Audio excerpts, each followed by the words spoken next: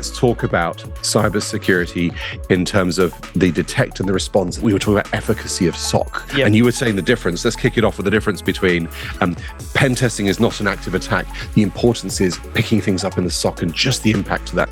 Tell me around your thinking there.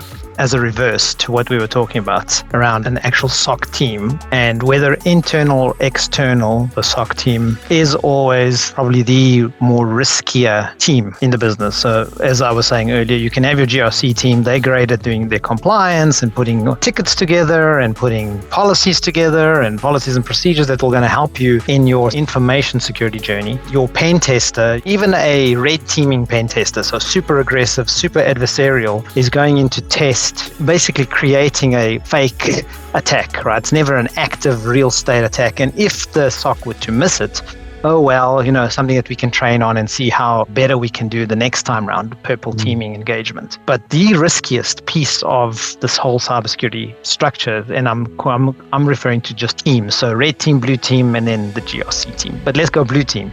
The blue team's biggest risk is missing an incident, right? Or miss a correlation of events that come out into an incident. If you're a consultant or you're an internal SOC provider, that is your biggest risk. And it's the biggest risk to the business. So even in our company, SG Fleet, that is one of the major risks for cybersecurity. That is the exact risk. This is the interesting stuff, isn't it? And I think the problem is we see so many SOC entities as almost, people outsource the responsibility to them, fine, but they don't have the tacit knowledge and the context for this. Is an outsourced in-SOC SOC, doesn't matter which way it's done.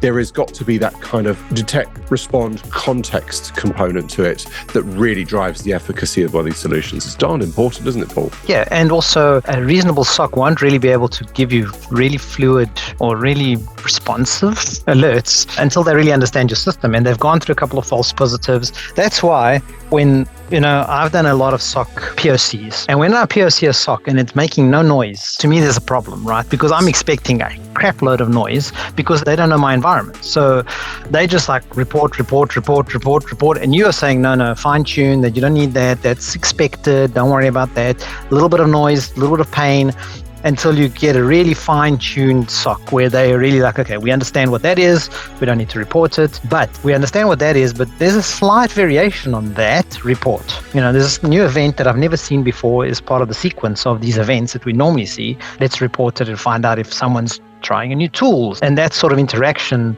is a lot more beneficial than just a SOC with a level 1, 2, and 3. And I think we spoke about this in the previous call. Level 1, 2, and 3. And level 1, all they care about is they need to reach an SLA of closing their tickets in 15 minutes. Tick, comply. And then move it to L2. L2 does a little bit of investigating. They are actually the real SOC, not the level 1s. The level 1s are just ticket movers, right? Level 2 is they have a little bit more skin in the game, as it were. And then the level 3s are we're going to say experts.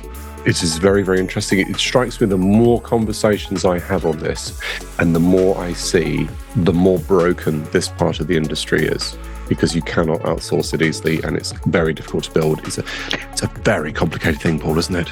And, I've seen a lot of businesses that are just looking for a compliance tick. So they are PCI, they need someone to log, so they just SOC tick, and it's just not going to work, right? So so I blame the inconsistency, like you mentioned, where it's complicated and the teams just don't perform as you had wished, and you got to expect a certain level of failure, like that they won't see something, right? You got to expect, and you got to hope 100% accuracy, but unlikely, right?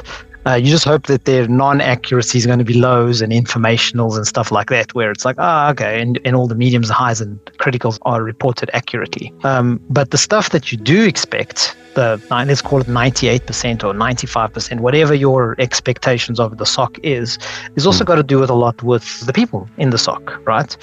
Paul, I think you're onto something here. It is ubiquitous, this problem. It is absolutely terrifying.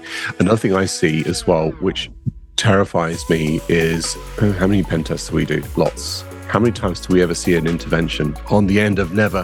When do we see our clients come to us and say, hey, our SOC said that we saw all this strange stuff. No one's actually validated whether it's a real test or whether it's something malicious going on. This is serious stuff.